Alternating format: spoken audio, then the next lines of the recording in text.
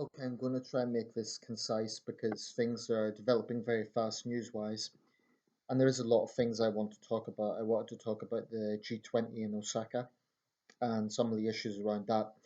But for now, I'm just going to talk about the latest developments in Hong Kong. Very dramatic scenes today. Protesters have basically occupied the legislative buildings. As it stands, it's coming up to 1 a.m. local time in Hong Kong, and the police are now there in a big way, big police presence. This has kind of been developing news all day. CNN's been covering it for the last sort of 4 or 5 hours. I've been following it quite extensively. Very dramatic scenes. Um, there has been violence from the protesters insofar as some of the methods that they're now using are more direct action, so to speak. Apparently, they have been writing some explicit graffiti. There's been vandalism, so that is violent. And for me, it's a difficult one because on one hand, I morally support the protesters 120%, because this is about freedom. It is about reining in. It is about being assertive on mainland China's encroaching degradation of Hong Kong's autonomy and the one party, one nation, one country, two systems, excuse me, approach. I mean, it's very clear that the Communist Party has no interest in respecting that. They want to gradually rein back on this. On the other hand, I have always felt that vandalism can backfire any protest movement. So I'm not I don't think that is the best way to go about things. But by the same token, this is a question of liberty. It is a question of literally survival and freedom. Um, I don't think the protesters should take that approach, but that's easy for me to say on the other side of the world. I understand their fear and I understand their anger. And it has to be said, the vast majority of protesters haven't used this approach. One of the criticisms of the Hong Kong police has been that they have taken a hands off approach today until the last minute. I think that is partly because there was understandably strong criticism in response to the very heavy handed approach they took last time, including beating peaceful protesters. This is a very, very delicate situation. Today marks 22 years since the handover. Surprise, surprise, CGTN has totally ignored the protests. No coverage whatsoever. They've just been covering the ceremonies, which Carrie Lam has been speaking. She has said she's going to listen more. This hasn't reined in the anger.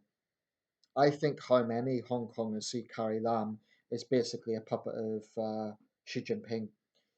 Um, I really think this is a critical point. And it's all very well, like I say, for me to comment on the other side of the world. I don't think that vandalism is the way forward because I think it will polarize those protesters. But they've said they're willing to take whatever consequences comes from this. Obviously, it would be impossible to just jail everyone. I mean, there's been thousands of people involved in this, in the events of today. They might try to jail some of the ringleaders, which will then provoke more protests.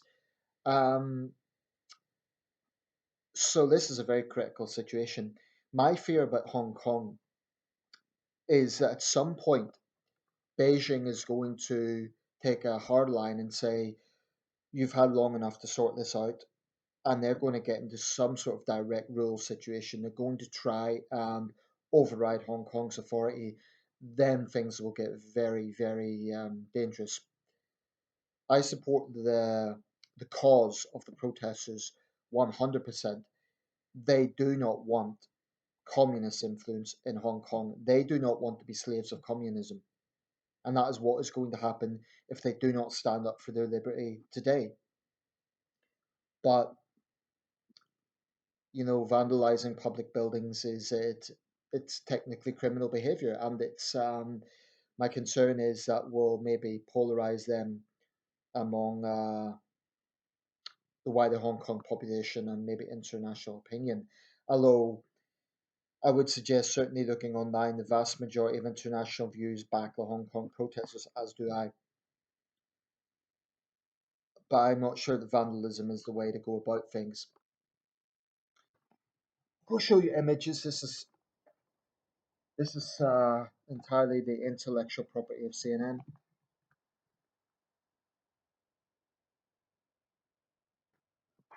Just for the record, those who say that oh, this is biased Western media, CNN has been interviewing pro-Beijing people as well. Yesterday there were pro-Beijing demonstrators. There's strong speculation that they have been paid by the CCP. It would not surprise me at all. That is generally the sort of behaviour the CCP gets up to. I mean, we've seen it around the world. Wherever there's pro-Beijing demos, it tends to be the local Chinese embassy organises it. They may counter, oh, the British are stoking this up. I don't think that's the case. We have enough of on our plate at the moment with Brexit. One of the main critiques of the Hong Kong protesters is that Britain has been too silent. It's not technically true. Jeremy Hunt, as Foreign Secretary, has banned all exports of riot gear to the Hong Kong police so long as this is going on. This is a very, very critical situation, and time will tell how this pans out. The only way, I think, the only way forward would be for Carrie Lam to resign and for the protesters to have a guarantee that there isn't going to be further attempts by Beijing to erode one country, two systems. You know, they've broken the terms of that agreement. Um, and that's very obvious. This is how the umbrella protest started because they were trying to influence the education system. There's a whole range of demands these demonstrators are looking for, and there are some parallels to 1989. I don't think there's going to be a massacre like Tiananmen Square. I don't think that would. I can't really see a situation where that would develop, but this is a very tense situation, and I'll be paying very close attention to it. But just so there's no doubt, I am with the protesters 100%, although I don't think that vandalism is the way forward. That will polarize the wider Hong Kong population, so I'm not sure if that's the best way forward. But they also feel that it's a last resort. That's the impression I'm getting. And the anger is very palpable. So let's see how this plays out. And as for those pro Beijing demonstrators, I would not be surprised if they were drafted in from Shenzhen and Guangzhou. It would not surprise me at all. Okay, there may be some genuine pro Beijing natural Hong Kong people, but I really do think they're the minority.